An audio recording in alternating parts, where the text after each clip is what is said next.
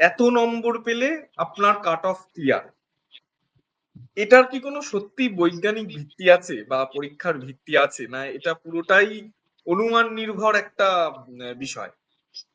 দেখুন, কাট অফটা হচ্ছে পশ্চিমবঙ্গ বা যে কোনো সরকারি, যে কোনো রাজ্যের সরকারি পরীক্ষা একটা জাতীয় খেলা। যখন পরীক্ষা দিয়ে বেরোয় তখন কাট অফটা প্রচুর হাই থাকে, তারপর নামতে নামতে আসে। তবে একটা কথা বলবো যে যদি আমরা গত ক্লার্কশিপের কথাটা মাথায় রাখি, তাহলে দেখতে পাবো যে পিএসসি বেশ ভালো নাম্বার কিন্তু দিয়েছিল।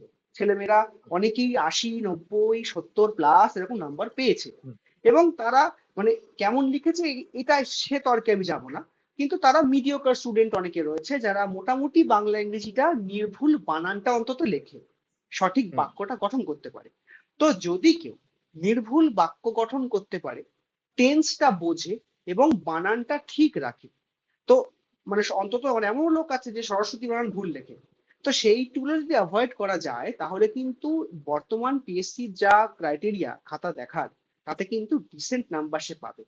এবং এটা আমি কোনোদিনই বলবো না যে একদম কাট অফে যে দাঁড়িয়ে আছে তাকে প্রচুর নাম্বার পেতে হবে, এমনও হতে পারে যে পিএসসি এবছরে নাম্বার কাউকে দিলই না।